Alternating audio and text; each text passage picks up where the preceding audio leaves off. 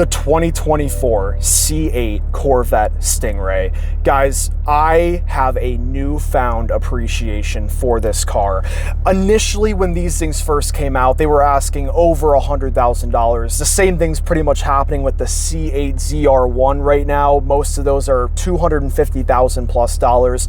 But just wait a few years, just like we did for the C8 Corvette Stingray, and you find yourself with a deal that I don't think any other car can match. By the end of this video, once we look at the features, the design, the performance, the drive, the acceleration, I honestly want to know from you, is there another car you would pick for $60,000? Because I'm having a hard time justifying any other purchase outside of the C8 Corvette Stingray. Before we go for a drive, let's hop out and take a look at the spec that we are driving today. Beautiful white and black. I've said it before in other videos, I do think sports cars should have a more vibrant color like green, blue, yellow, whatever. But the amount of looks, the amount of attention that I have got driving this thing, or I should say that this car has gotten, that I've been behind the wheel of it, is insane, absolutely insane. I mean, guys, to everyday people that are not car people, this is a supercar. I mean, it checks all of the boxes for a supercar styling, if you will. Is it a supercar? We'll talk about that when we go for a drive. But looks-wise, yes, and you cannot argue with that. You cannot argue with that. This thing is right up there with McLaren, Lamborghini, and Ferrari in terms of how beautiful the design is if you're just taking the design for what it is. Yes, these are common. Yes, these are mass-produced, and that's what makes it difficult to call it a supercar. But it checks so many boxes of what a supercar needs to check to be classified as a supercar. Looking at the side here, blacked mirrors, blacked out roof, blacked out panel right here, door handles right under here, with a massive air vent to feed a bunch of air into the 6.2 liter naturally aspirated V8 in a mid-engine setup. Obviously, this is the first Corvette to do that. And holy moly, guys, I've spent a lot of time with a C7 Stingray and a C7 Z06, and I'm gonna talk a little bit about, do you buy the C7 Z06 or do you buy the C8 Corvette Stingray? Seems like a lot of people are choosing the Stingray, and we're gonna talk about why that is. In the back here, 305s for the tire width, which all the power is sent to the rear. And keep in mind, as we drive, these are all season tires, but you would think these are Michelin Pilot Sport 4S's with the unbelievable grip this car has. This is an aftermarket spoiler. This did not come from factory, but I've said this before, C8 Corvettes without a spoiler I think look very, very weird. Every angle, every single angle of this car is just absolutely stunning. All right, let's go ahead and hop inside of here and waste no time taking this thing for a drive, because I imagine if I own this thing, that is all I would want to do. As soon as you hop in here, you're just bolstered in, you feel like you are the center of the world inside of this car. The way that this interior is designed to all face you and kind of just put you in place here, you're in this like box, bolstered in by the seats, bolstered in by the whatever you would call just everything else in here. It makes you ready to just go fast and corner.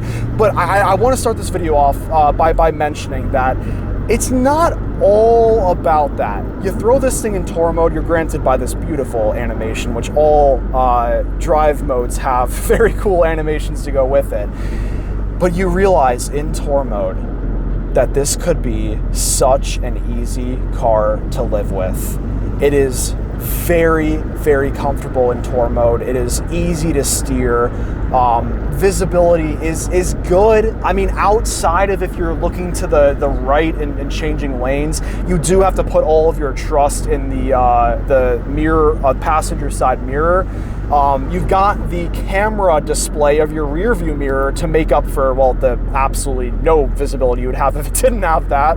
But this is arguably better than having a regular camera, especially at night with how good visibility it gives you.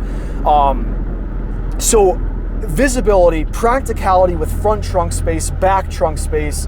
They're not very wide, given you can only work with so much with the front and then the back having the engine back there. But for grocery runs, for just cruising from point A to point B, this would absolutely get the job done. Whenever I see a truck, a lot of trucks, we're gonna pass a lot of trucks today, I just think to myself, unless I'm moving furniture, which I'll just rent like a U-Haul for that or something, I'm spending my money on something like this because I want to get up and no hate to truck driver owners.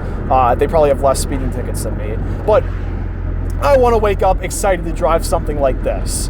And it doesn't have to be all about just going crazy, going fast. You can so easily cruise and relax inside of your C8 Corvette Stingray. I was very surprised to see how smooth the engine, the power delivery is, how smooth the transmission, and how smooth the suspension is over bumps when you want it to be. But you don't always want it to be. Sometimes you want to go over into sport mode, look at, well, could match the white car, that's okay, don't want to be too picky. Using this mode selector under here, you can switch between your drive modes. You switch over into sport. The steering gets quite a bit more aggressive. Again, this is not the Z51 Performance Package C8 Corvette Stingray, and therefore you're not going to notice as aggressive of a suspension. You're not going to notice the exhaust note get louder. This does have an option to adjust the engine sound. Correct me in the comments if I'm wrong, but I'm assuming that is probably the sound is delivered through the speakers, which is why that's adjustable, but no adjustable exhaust. And my one semi-major complaint is the exhaust note. Take a listen to some downshifts.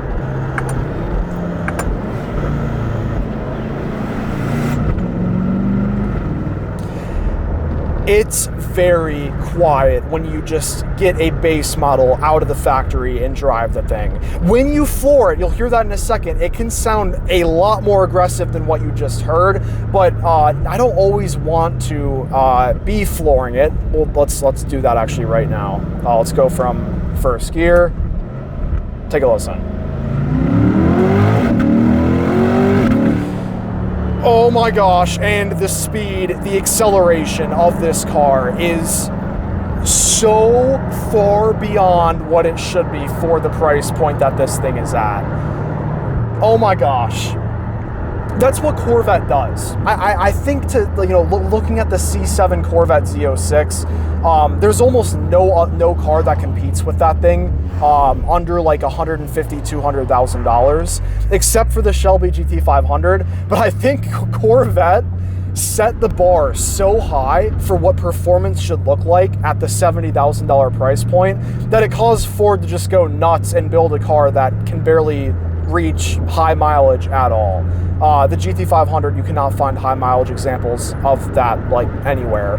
And the C8 Corvette, to me, it's done the same thing. The bar is so high for everything at this point. It's not just its acceleration power. It's also the feeling inside of here. The handling, the steering, the braking, which we will corner this thing very hard in just a second. We'll get on the brakes. I'll give you kind of that sensation. But most importantly, I would say is if you're a sports car enthusiast, you need to have something that kind of drops your heart into your stomach when you accelerate. Now, I want to talk about the rolling acceleration for a second. So let's downshift here.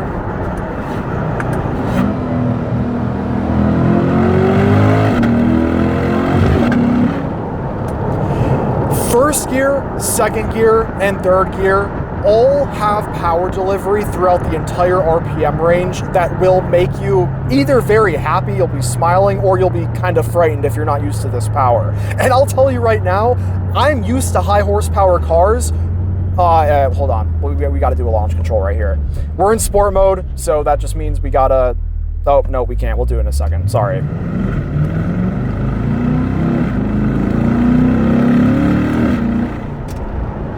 I'll show you in a second. If you go in sport mode and then double tap the traction button, it allows you to launch your C8 Corvette.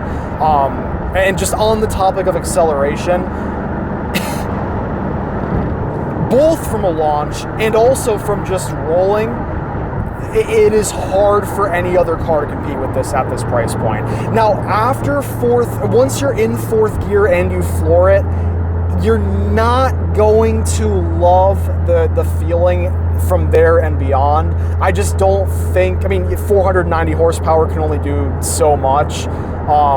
That's where a car like the C7 Corvette Z06, where if you spend an extra $10,000, that will make you, your seat wet, if you will, no matter what, no matter how fast you're going. If you pin that car, it's gonna scare the crap out of you. And that is a very, very fun thing about owning a sports car. So you can't have everything. You cannot have everything. But I wanna be picky, and I wanna give you a realistic view of what it's like to drive the C8 Corvette Stingray.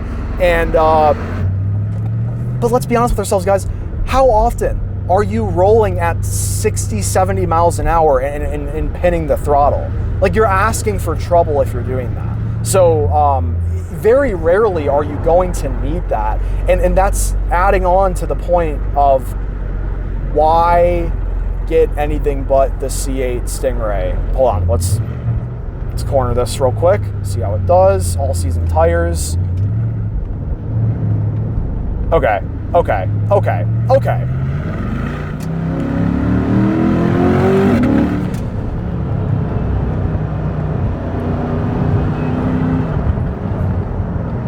We never even lost traction at all, by the way. Normally when I do that in any other car, I feel a little bit of slippage with the tires. Nothing in this.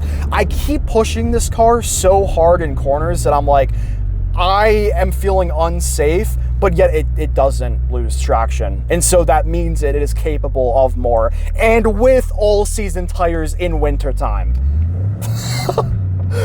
I don't even know how to put that. All right, we're pulling up to a red traffic light here. We are in sport mode. Let's double tap that traction button so we're in competitive mode with the traction. And now we are able to launch the C8 Corvette Stingray.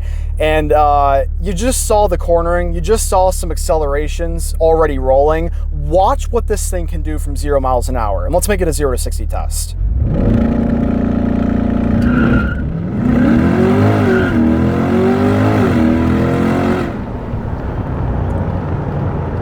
That will never get old.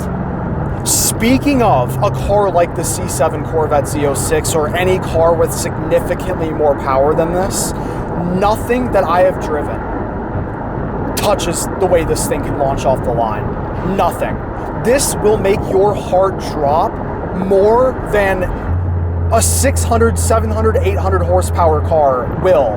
Now maybe the C7 Z06, or sorry, C8 Z06, because it is working with the same engineering and setup as this car, it will produce a more crazy launch than this. But the C8 in general, even the Stingray, that is so fast that I just forgot what the C8 Z06 even feels like, because I can't fathom more power than what this delivers off of the line with all season tires in wintertime. I could say that a million more times because I just don't understand how that works.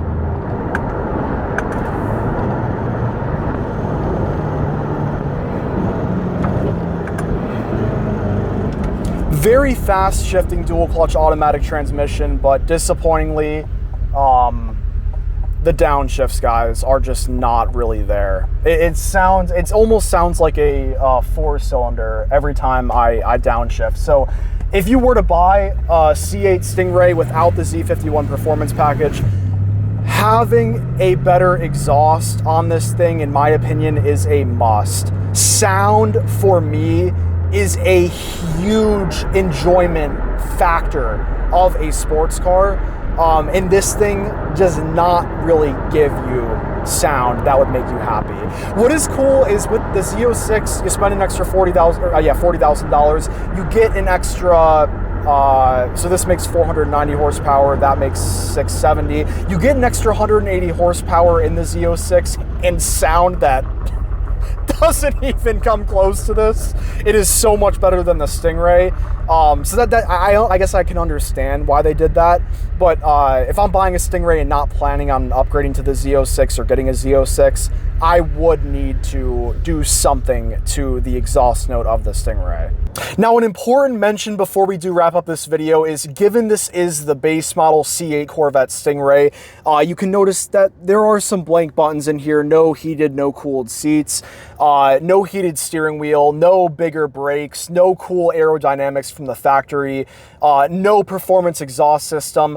But guys, the drive, the sensation, the experience you get in here, I don't find myself wanting more than that. I'll buy the base model Stingray, I'll put a bigger spoiler on, and then I will upgrade the exhaust myself. I'll save a ton of money in the process, and I will have everything I could possibly need. Let me know if you guys agree with that in the comments, and if you're choosing anything else at the $60,000 price point. Appreciate you guys for watching. I freaking love this car more and more the more time I spend with it. Appreciate you guys for watching. I'll see you very, very soon in the next video. Peace out.